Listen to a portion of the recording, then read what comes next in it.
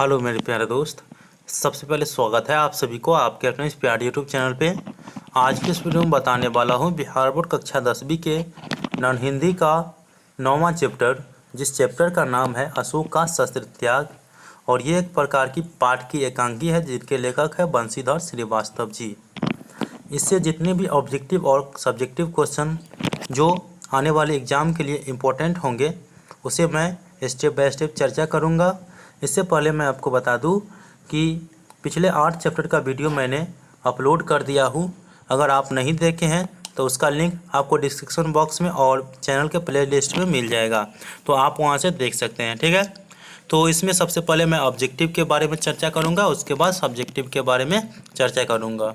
तो ऑब्जेक्टिव जो है आपको कुछ इस प्रकार से पूछा जाएगा कि अशोक का शस्त्र त्याग पाठ की कौन सी विधा है। तो आप लोगों को पता होना चाहिए कि अशोक का शस्त्र त्याग जो है पाठ की एकांकी है, और एकांकी पूरे बुक में आपको एक ही मिलेगा जो कि अशोक का शस्त्र त्याग ही है। उसके बाद अगला क्वेश्चन जो है पद्मा कहाँ की राजकुमारी थी। तो पद्मा कलिंग की राजकुमारी थी, तो कलिंग इसका आंसर होगा। ठीक है, उसके बाद जो है कलिंग का युद्ध कितने वर्षों तक चला। तो आप लोगों को पता होना चाहिए कि कलिंग का युद्ध जो है वो 4 वर्षों तक चला। उसके बाद अगला क्वेश्चन जो पूछा जाएगा आपसे कि कलिंग के युद्ध में अब तक कितने लोग मारे गए थे। तो कलिंग के युद्ध में अब तक लाखों लोग मारे गए थे, तो लाखों इसका आंसर होगा। ठीक है, उसके बाद जो है अगला क्वेश्चन अशोक के पास समाचार लेकर कौन आया था। तो देखिए अशोक के पास जो समाचार लेकर आया था वो गुप्तचर आया था, जिसे जासूस कहते हैं। उसके बाद अगला क्वेश्चन है अशोक कहाँ के सम्राट को मारकर जीत हासिल किया था। तो देखो अशोक जो है वो कलिंग के सम्राट को मार करके जीत हासिल किया गया था, और कलिंग के सम्राट का नाम था अनंतनाथन सिंह। उसके बाद देखिए अगला क्वेश्चन पद्मा के पिता का नाम क्या था। तो पद्मा के पिता का नाम अनंतनाथन सिंह था। उसके बाद अगला क्वेश्चन है मैदान में कहाँ के सैनिकों का शिविर लगा था। तो आप लोगों को पता होना चाहिए अशोक जो थे वो मगध के महाराज थे, तो मगध के सैनिकों का शिविर लगा हुआ था। उसके बाद देखिए अगला क्वेश्चन है अशोक किस पाठ के नायक है या नायक थे। तो अशोक जो है वो अशोक के शस्त्र त्याग पाठ के नायक थे। चलिए अब अगला क्वेश्चन के बारे में बात कर लेते हैं। तो अगला क्वेश्चन है सम्राट अशोक का शिविर कहाँ था। तो देखिए सम्राट अशोक का शिविर जो है वो पताका के पास था, तो आप लोगों को याद रखना चाहिए पताका के पास। उसके बाद अगला क्वेश्चन है अशोक कलिंग दुर्ग के लिए किस पर सवार होकर निकले। तो देखो अशोक जो है कलिंग दुर्ग के लिए घोड़े पर सवार होकर निकले, तो घोड़े पर इसका आंसर होगा। ठीक है, उसके बाद बहनों तुम वीर कन्या हो, तुम वीर भगिनी हो, तुम वीर पत्नी हो, किसने कहा। तो इसका सही आंसर होगा पद्मा। और ये वेरी इंपॉर्टेंट क्वेश्चन है, बहनों तुम वीर कन्या हो, तुम वीर भगिनी हो, तुम वीर पत्नी हो, तो ये पद्मा ने कहा था, तो पद्मा इसका आंसर हो जाएगा। ठीक है, उसके बाद जो है क्वेश्चन शांति के पक्ष में सक्रिय होने की शिक्षा देता है। कौन सा पाठ है ऐसा। तो शांति के पक्ष में सक्रिय होने की शिक्षा देता है, तो उस पाठ का नाम है अशोक का शस्त्र त्याग।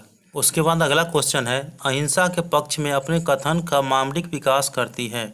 तो इस पाठ का जो नाम है वो अशोक का शस्त्र त्याग है। उसके बाद अगला क्वेश्चन है अशोक का शस्त्र त्याग में कितने दृश्य हैं। तो अशोक के शस्त्र त्याग पाठ में 3 दृश्य है, तो 3 दृश्य इसका आंसर होगा। ठीक है, उसके बाद अशोक ने पद्मा की तुलना किससे की। तो अशोक ने पद्मा की तुलना दुर्गा देवी से की है। उसके बाद यहाँ पे अगला क्वेश्चन है अशोक युद्ध नीति का त्याग कब करता है। तो अशोक युद्ध नीति का त्याग जो है कलिंग विजय के समय करता है। अगला क्वेश्चन है अशोक और उनके सभी सरदार कैसा वस्त्र धारण किए हुए थे। तो देखो अशोक और अशोक के सभी सरदार जो है वो पीला वस्त्र धारण किए हुए थे, तो पीला इसका आंसर होगा। ठीक है, उसके बाद अशोक ने युद्ध छोड़ने की प्रतिज्ञा किसके सामने लिया। तो अशोक ने युद्ध छोड़ने की प्रतिज्ञा जो है वो पद्मा के सामने ली, तो पद्मा इसका आंसर होगा। ठीक है, उसके बाद जो है अशोक ने किसे अपना धर्म माना है। तो अशोक अहिंसा को अपना धर्म माना है। उसके बाद अगला क्वेश्चन है वीरांगना का क्या तात्पर्य है। तो देखो वीरांगना का अर्थ होता है वीर अंगना, तो वीर महिलाएं।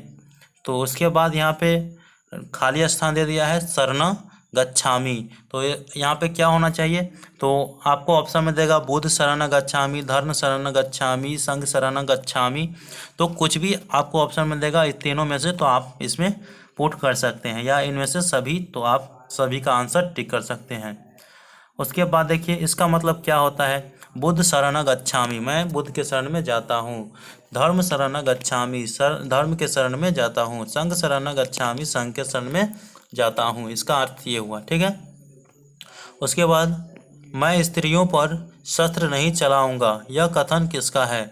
तो मैं स्त्रियों पर शस्त्र नहीं चलाऊंगा, वो अशोक का कथन है, ठीक है। उसके बाद अगला क्वेश्चन है, किस युद्ध के बाद अशोक युद्ध न करने का संकल्प लेता है। तो कलिंग युद्ध के बाद जो है अशोक युद्ध न करने का संकल्प लेता है, तो कलिंग युद्ध। तो इस प्रकार से हमने जाना इस पार्ट के जितने भी ऑब्जेक्टिव क्वेश्चन है उसको। अब जान लेते हैं कि सब्जेक्टिव क्वेश्चन आपको कौन कौन से पूछे जा सकते हैं। तो देखिए पार्ट के सब्जेक्टिव क्वेश्चन बताने से पहले मैं आपको बता दूं कि इस पार्ट के जितने भी यहाँ पे शब्दार्थ होंगे उसे आप जरूर याद रख लीजिएगा, क्योंकि शब्दार्थ भी आपको पूछे जा सकते हैं, ठीक है।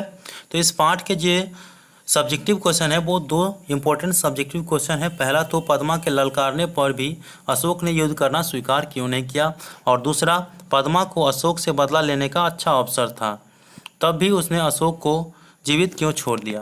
तो बारी बारी से मैं दोनों का उत्तर दे देता हूँ। देखिए पहला का उत्तर आप इस प्रकार से दे सकते हैं कि पद्मा के ललकारने पर भी अशोक ने युद्ध करना स्वीकार इसलिए नहीं किया क्योंकि पद्मा जो थी वो स्त्री थी, और उनके साथ जो सैनिक थी वो भी स्त्रियां थी, और स्त्री से युद्ध करना ये शास्त्र विद्या के विरुद्ध है। और अगर अशोक जो है स्त्री से युद्ध करता तो उसके जो वीरता है उस पर महान अपराध या अपमान होता, इसीलिए जो है पद्मा से युद्ध करना उसने स्वीकार नहीं किया, ठीक है। इतना आप लिख सकते हैं इसको मेरे बातों को सुन करके। दूसरा क्वेश्चन देखिए, पद्मा को अशोक से बदला लेने का अच्छा अवसर था, तब भी उसने अशोक को जीवित क्यों छोड़ दिया।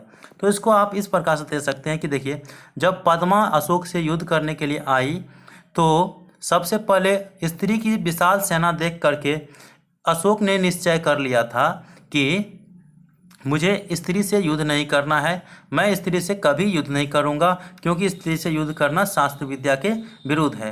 तो चलिए इसका उत्तर आप किस प्रकार से देंगे, निहत्थे पर वार करना शास्त्र विद्या के विरुद्ध है। अशोक ने स्त्रियों पर शस्त्र न उठाने का निश्चय किया, अपनी तलवार फेंक दी और सैनिकों को भी तलवार फेंक देने को आदेश दिया। फलतः सभी निहत्थे हो चुके थे। अशोक और उनके सैनिकों को निहत्थे देखकर उन पर हथियार उठाना अनुचित मानकर उसने बदला लेने का अवसर पाकर भी उसने अशोक को जीवित छोड़ दिया, अपने पिता का हत्या का बदला नहीं लिया। तो आप लोग इस प्रकार से भी लिख सकते हैं। तो जानकारी अच्छा लगे तो वीडियो को लाइक कर दीजिए। मिलते हैं अगले चैप्टर में। अगला चैप्टर जो है उसमें, तो अगला चैप्टर है ईर्ष्या तू न गई मेरे मन से। तो इसके बारे में मैं आप लोगों को नेक्स्ट वीडियो में बताऊंगा। तो मिलते हैं अगले वीडियो में, तब तक के लिए धन्यवाद। जय हिंद, जय भारत।